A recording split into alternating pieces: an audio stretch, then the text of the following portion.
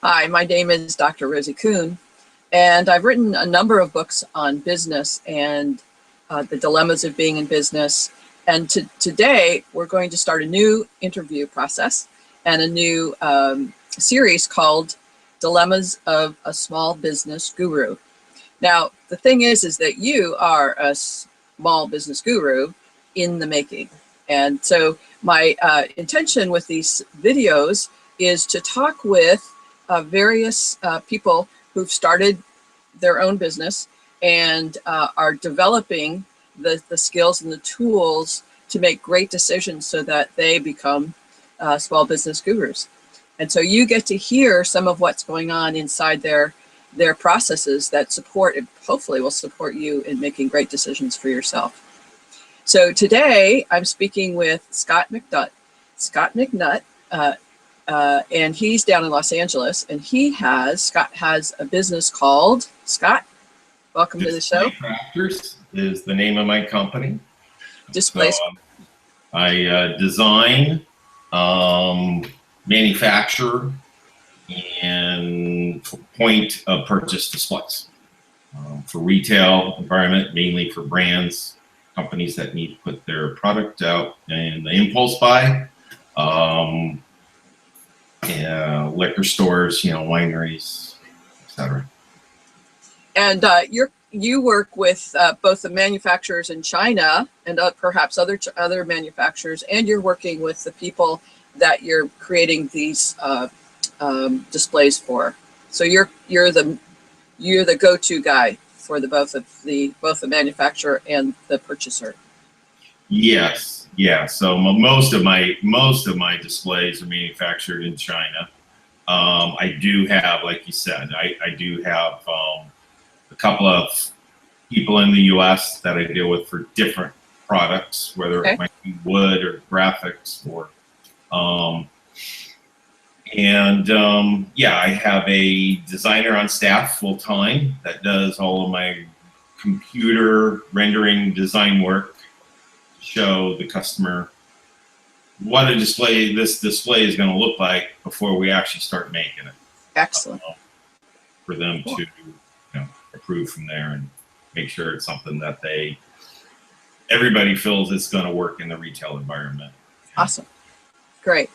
Scott, can you come either a little bit closer to your speaker, or I think you had a headset on that you don't have on. I did, but it wasn't working. Oh, okay. It doesn't work to have it not work. That's a little bit better. Yeah, thank you. Okay. So you've been in business for 30 years as a rep for other companies, and how long? And you just started your business less than a year ago. Is that correct? You started Display Crafters less than a year ago. Yes, August of last year. Yes. Okay, awesome. Well, congratulations on that and coming up to your first anniversary. And you're still in business. I am. How about that? There's a statistics that says 8 out of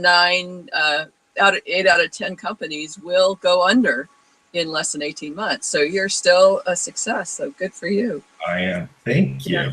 Yeah, you're welcome. Now, Scott's given me permission to acknowledge that he is a client of mine and I'm a thinking partner for him. So we've been working together to support and empower Scott to keep his business not only just floating, but actually thriving. And it's so much fun to hear a lot of the different successes that Scott has in so many areas of his work.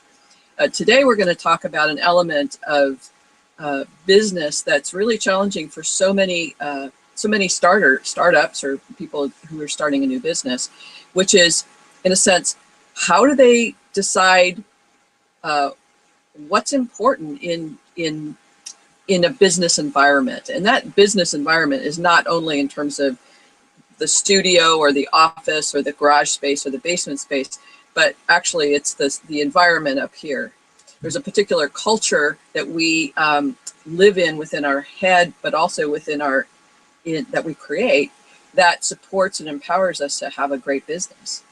So Scott, I know that you have worked a bit with what's the important values that support you, not only with perhaps employees, but also with your clients? What are the values, or what's the intention of how you be you with your clients?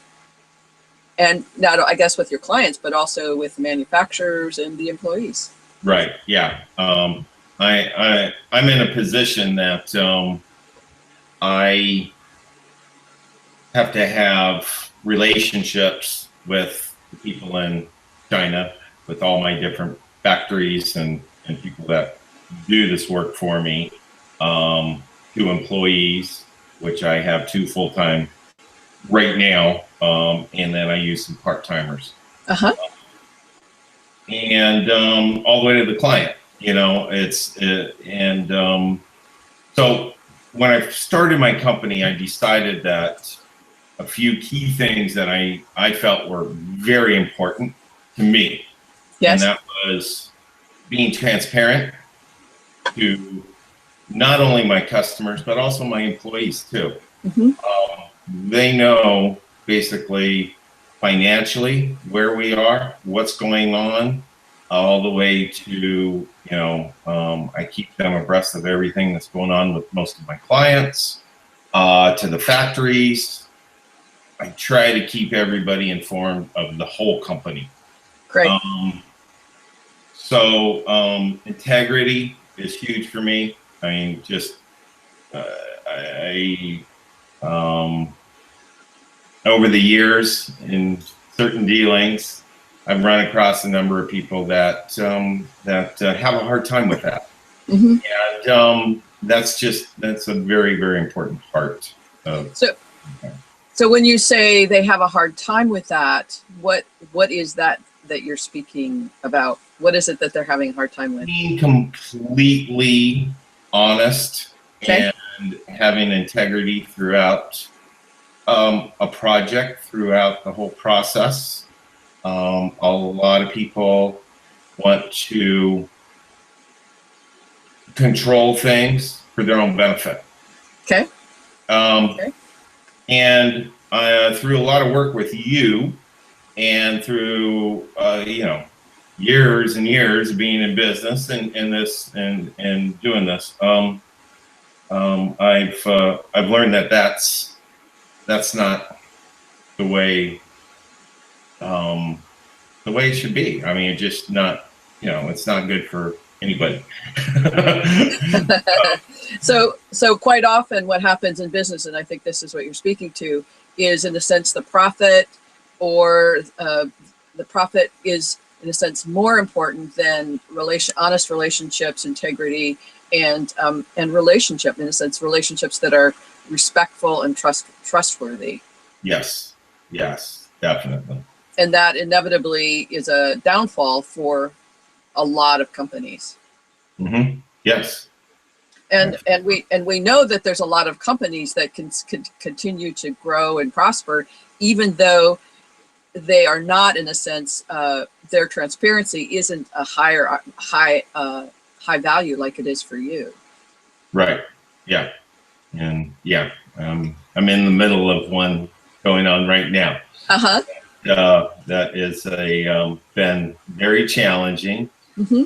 Difficulties along the way, but at the end of the day, I've kept my integrity and my honesty and transparency throughout the whole thing. So whether or not I make a profit at the end of this deal, I still can sleep at night knowing I've done, everything possible for everybody.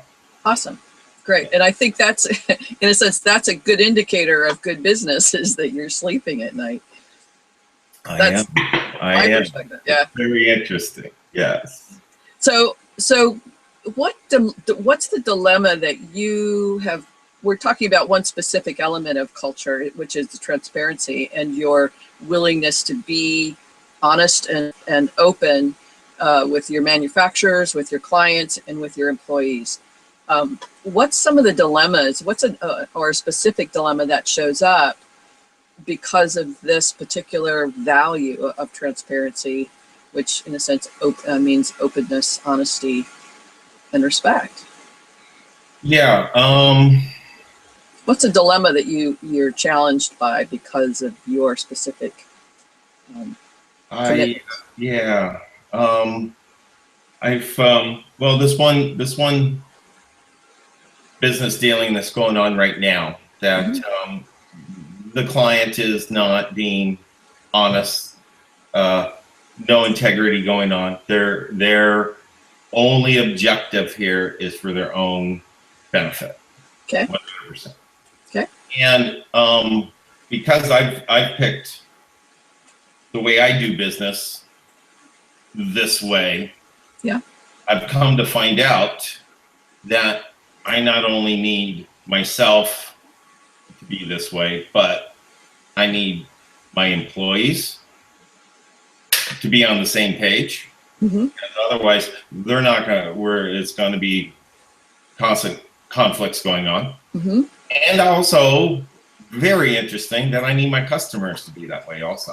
Yes. Because it's going to create constant conflict. Yes. Like what I'm going through right now. Yep. Yep. So I get it. I've also got to be prepared to tell a customer that you are not any longer in my culture of my business, and it's just not a good fit. So we're going to have to split ways or whatever's necessary. Great.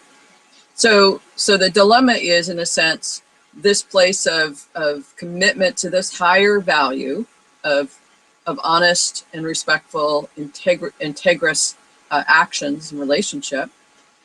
That's on one side. And the other side is there could be a loss of clients. It could be a loss of revenue. It could be a loss of employees. Yeah. Yeah. Yeah. Which exactly. I know you've gone through a few times. Right. Yep. And what's that like to be in this place of going, oh my God, I could lose $100,000. I could lose everything. I could lose, this great graphic designer person. I could lose my CFO. Like, what's it like when you're in those moments of what I call, oh my God, moments of, I'm in this dilemma. Do I attend to my highest values in my vision in my work, or do I attend to what's possible, that the loss that's possible, which is in a sense fear-based? Right. Yeah. A lot of the work I've done, bringing up the fear base is I cannot be at my higher level of being honest with my integrity and everything if I'm coming from a fear-based position. Yes. It's just impossible to be there. I've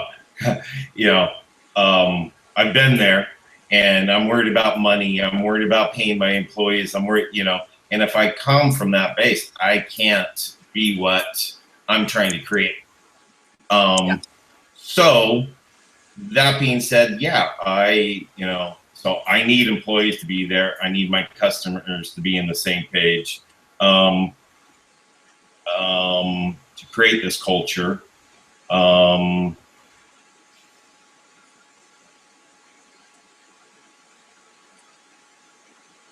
And then I lost my train of thought. Okay. So yeah, I mean, I can lose money. Any business, though, can lose money by making some, wrong decisions, fear-based decisions. Yes. I really feel strongly that if I make my decisions out of a non-feared base, then I'm going to have the best chance possible to have a company that's going to be able to hire more employees, pay people for what they're worth, and help people with, kind of like being of service. That I want to see employees come in. I want to see them grow. I want to see them have a life that they would enjoy. Yeah. And yeah.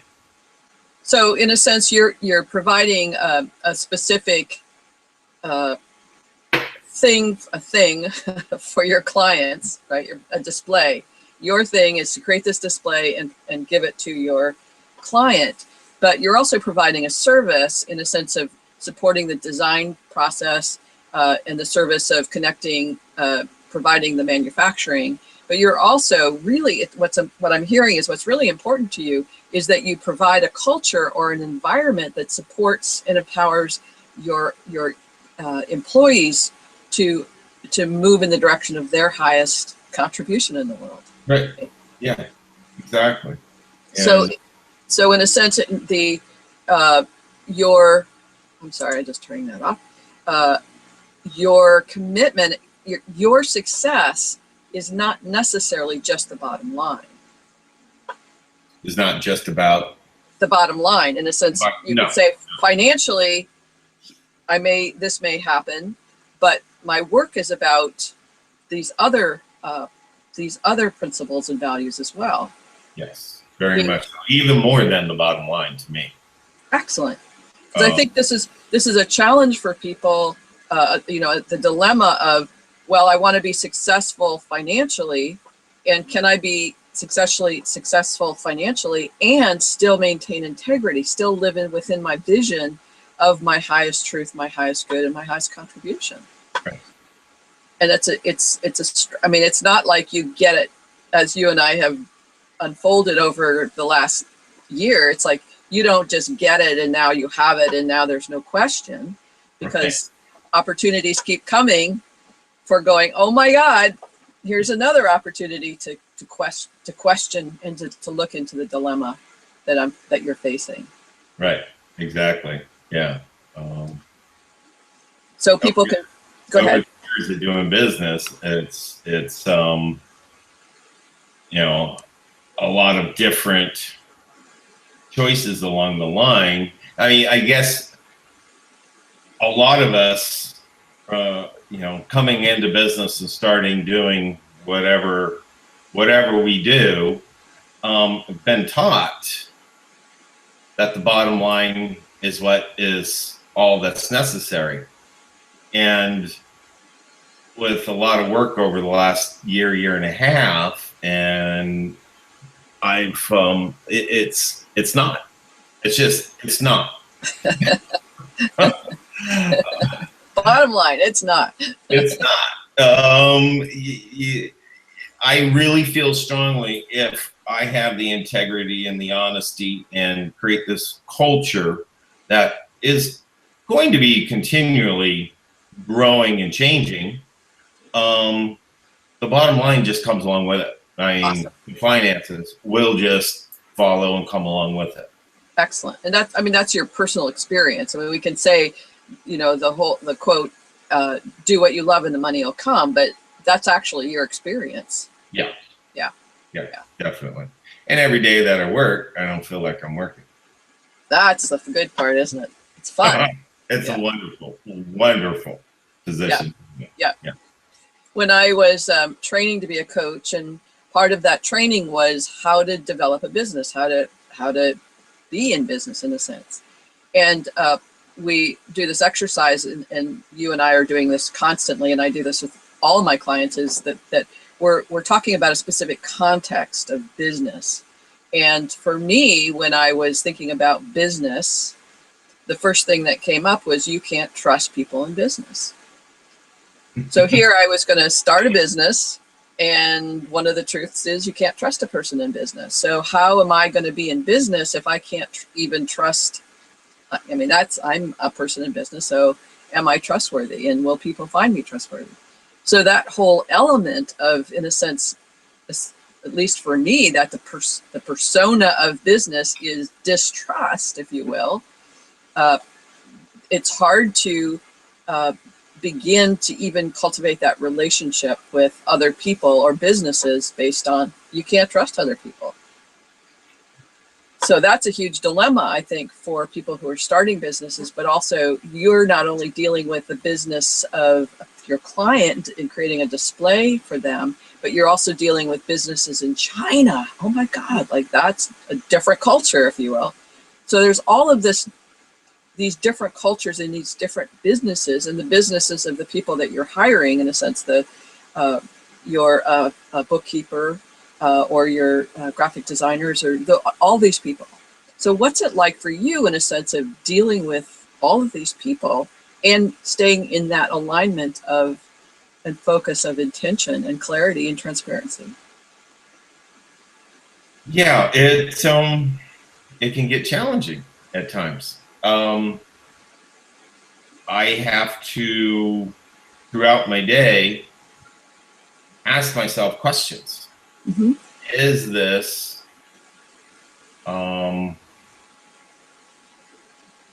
situation what I've started? I got to think back to when I started the company, and this is what I wanted to create. Is this part of that? Mm-hmm. Not. Yes.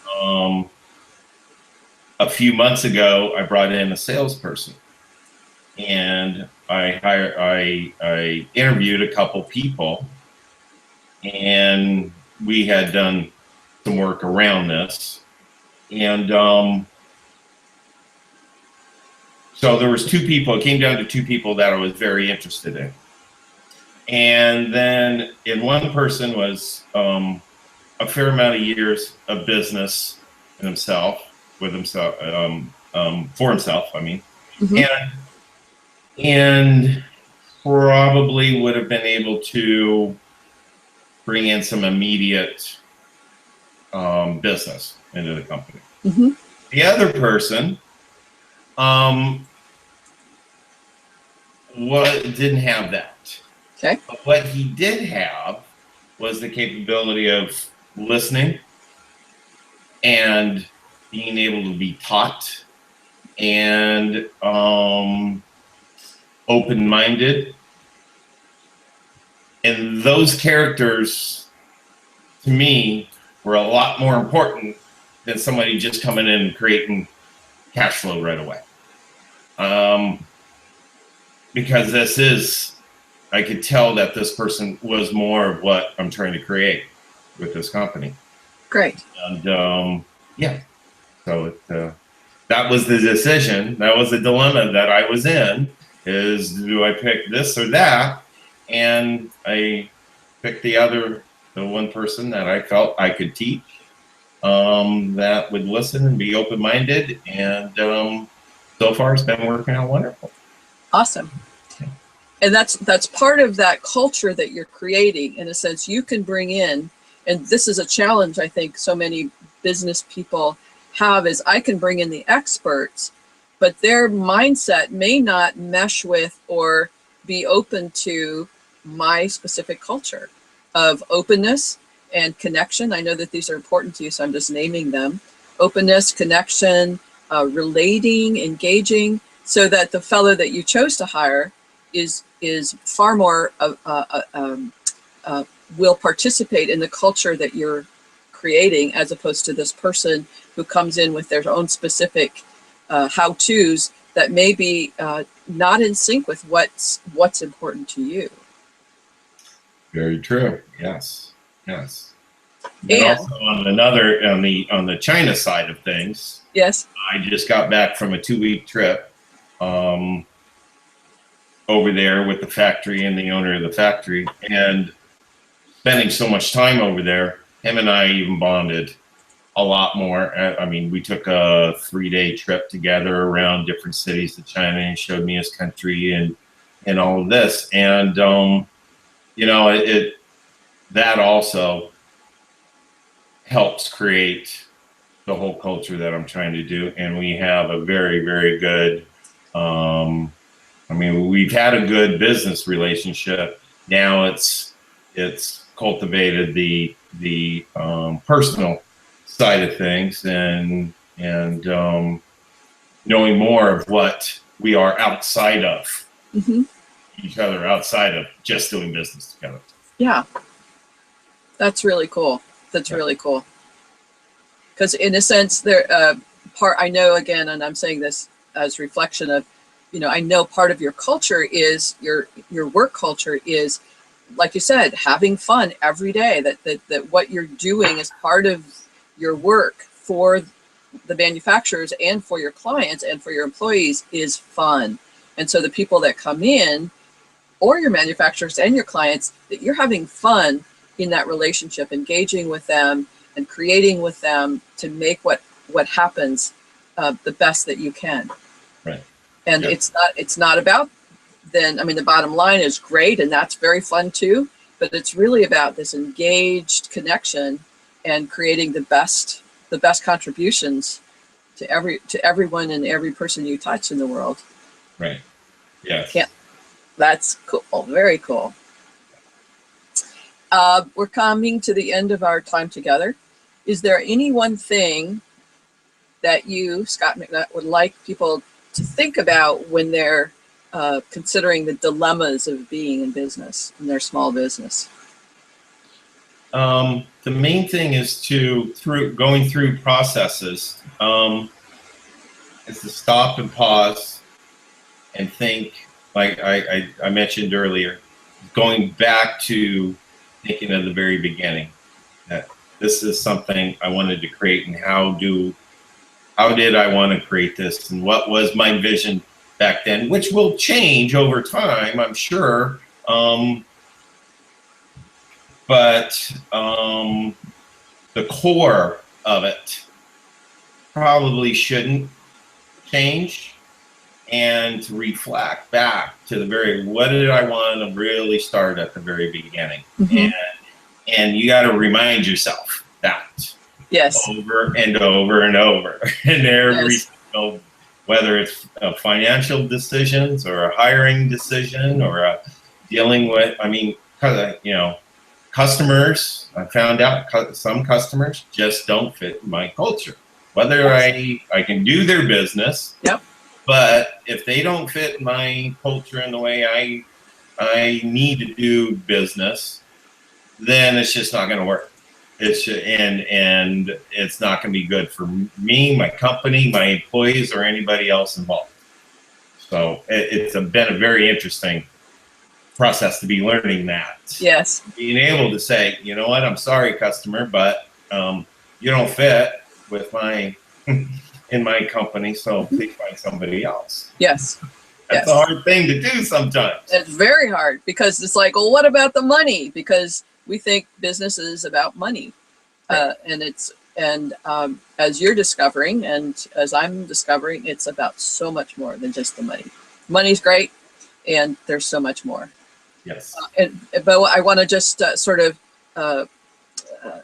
link in again to what you're saying about the core essence of your business is not, let's say, people or places or things or services or the money. It's about what's the core essence of you that is non-negotiable as a business person. And so what you, go ahead. Oh, no, the non-negotiable part is key. Yeah. You know, when you start something like this, it's okay, these are my key values and they're not negotiable. They're right. Just, and you know, being able to pause and stick with those is very key. No matter what. And I mean, it's challenging to say, okay, so I may lose, like I said, and as we were reflecting earlier, I may lose this money. I may lose this client that is, you know, millions of dollars. I may lose these manufacturers. I may lose that, but I am not going to lose sleep tonight, because I am in integrity with myself, and I'm in integrity with them, and I'm just in integrity. And that for you is the primary core value that then, in a sense, creates that sense of transparency is important, connection, engagement, relationship, fun, playful, creativity. Those are all, for me, parts of what you're saying and who you are, knowing you as I do so far. Exactly. Yes. It's been a wonderful process. Yes, it has. Yes, it has. So, Scott, thank you for your time today. Again, Scott McNutt is with Display Crafters. He's the founder of Display Crafters, and we will provide his contact information if you're interested in what he's doing and how he's doing it. We'll let you know more about that. So thanks for joining me today. Thanks again, Scott. Thank you, Rosie. And big hugs to you. I'll talk to you soon. Okay. Thank you very much. Bye for now. Bye-bye.